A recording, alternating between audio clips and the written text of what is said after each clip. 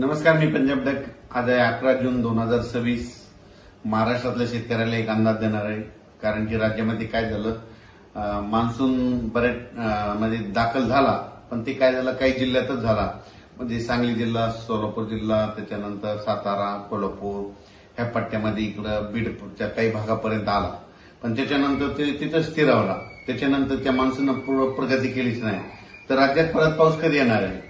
तर राज्यातल्या सर्व शेतकऱ्याला सांगू इच्छितो की आज आहे 11 जून 2026.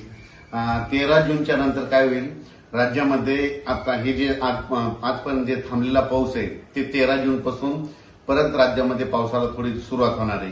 13 जून नंतर जे पाऊस पडेल, 13ला पडेल, 14, 15, 16, 17, 18, 19 हे काय होईल, एक दिवस पडेल, पुन्हा दुसऱ्या दिवशी येणार नाही, तिसऱ्या दिवशी पडेल, चौथ्या दिवशी येणार नाही. म्हणजे 13ला येईल तर 14ला येणार नाही, 15ला येईल तर 16ला येणार नाही, 17ला येईल तर 18ला येणार नाही. असं करत करत काय होईल, या 18-19 तारखेपर्यंत हे पावसाचं वातावरण असंच राज्यभर विखुरलेलं स्वरूपाचं भाग बदलत पडत राहणार आहे. मग राज्यात मान्सूनचा पाऊस परत करीत दाखल होणार आणि शेतकऱ्याचे पेरण्या कधी होणार? तर राज्यातल्या सर्व शेतकऱ्याला सांगू इच्छितो की मी पहिल्यापासूनच म्हटलं होतं की यावर्षी 3 टप्प्यामध्ये पेरण्या होणार आहे. एक टप्पा राहील 7 ते 14 जूनचा. तर 7 ते 14 मध्ये काही भागामध्ये इकडं केजच्या पलीकडे तिकडे काही भागामध्ये जिथं जास्त पाऊस पडला तिकडे पेरण्या सुरू झाल्या, त्यांचे फोन देखील आले. इकडे सातारा, सांगली, कोल्हापूरकडे देखील ते सोयाबीन तिकडे देखील काही भागामध्ये पेरण्या सुरू झाल्या, लागवडी सुरू झाल्या. पण काय झालं त्याच्यानंतर महाराष्ट्रामध्ये की आपल्याकडं महाराष्ट्रामध्ये पाऊस सगळीकडे पाऊसत नाही. मग राज्यातल्या शेतकऱ्याला सांगू इच्छितो की 3 टप्प्यामध्ये जे दुसरा टप्पा आहे तर जूनच्या शेवटच्या आठवड्यामध्ये 20 जून ते 30 जून मध्ये, म्हणजे 20 जून पासून ते 30 जूनच्या दरम्यान राज्यात एक पाऊस येणार आहे. पण तुम्हाला सांगतो ते मान्सूनचा पाऊस काय होतोय, दरवर्षी मुंबईकडून येतो आणि यावेळेस काय होईल शॉर्टकट मार्गानं इकडून नागपूरकडून काही येईल, इकडून कर्नाटककडून येईल, असा कर्नाटक तेलंगणातून येईल. आणि त्याच्यामध्ये मात्र 20 जून ते 30 जून मध्ये एक दुसरा पेरणीचा टप्पा होईल, म्हणून हे लक्षात येतं.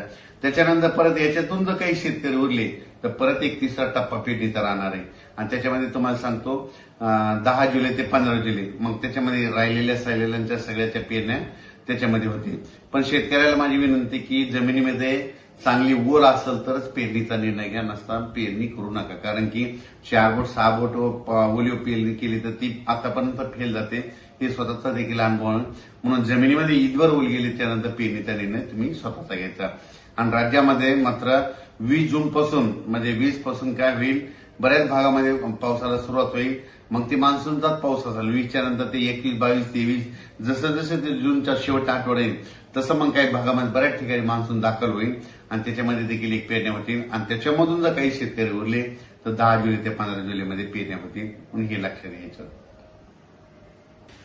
आणखीन एक तुम्हाला एक माहिती विशेष सांगतो की बऱ्याच शेतकऱ्याचे फोन आले मला की ते म्हणतात यावर्षी दुष्काळ पडेल का. तुम्हाला सांगतो कालच 7 जून लागला, आणखी 2-3 दिवसच झाले की लगेच काय झालं की तुम्हाला वाटतं की दुष्काळ पडेल. तुम्हाला सांगतो आज आहे 11 जूनला, मी म्हणत असतो ना 11 जूनला दुपारी 12 वाजता आकाशामध्ये जर खळ दिसलं, सूर्याला खळ आलं तर त्यावर्षी पाऊस कमी पडतो, दुष्काळ पडतो. पण आता मी काय केलं, स्वतः बघितलं 11 जूनला दुपारी 12 वाजता कसलं खळ वगैरे पडलं नाही, म्हणून यावर्षी दुष्काळ वगैरे काही पडणार नाही.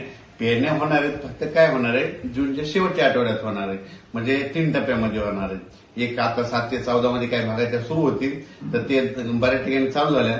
पण त्याच्यानंतर जे दुसरा टप्पा होईल ते 20 जून ते 30 जून मध्ये होईल आणि त्याच्यामधून 7 जुलै ते 14 जुलैच्या दरम्यान तिसरा एक टप्पा राहील, म्हणून हे लक्षात येतं. पण राज्यातल्या सर्व शेतकऱ्यांची पेरणी होणार आहे, घाबरून जाण्याचं कारण नाही. आता बऱ्याच जणांना वाटतं की 7 जून गेला आणि पाऊस नाही आला तर काही चिंता करू नका. तुम्ही तुमची कामं करून घ्या, तुम्ही तुमचे बियाणं व्यवस्थित राहू द्या. कारण की राज्यामध्ये काय होणार, 20 तारखेच्या नंतर 20 जूनच्या नंतर जसं 21 येईल तसं पावसाला सुरुवात होईल, 22ला बऱ्याच भागात कव्हर होईल. असं करत करत त्यावेळेस सगळ्या भागामध्ये 20 ते 30 मध्ये पाऊस जाईल आणि महाराष्ट्रातल्या सर्व शेतकऱ्यांच्या पेरण्या होतील. यावर्षी चांगला पाऊस पडणार आहे. मी पहिल्यापासून म्हणत होतो जूनमध्ये थोडा कमी राहील, जुलैमध्ये जास्त पडणार आहे, ऑगस्टला कमी राहील आणि सप्टेंबर ऑक्टोबरमध्ये मात्र परतीचा पाऊस मात्र धुमाकूळ घालणार आहे. म्हणून हे अंदाज सर्व शेतकऱ्यांनी लक्षात घ्यायचा.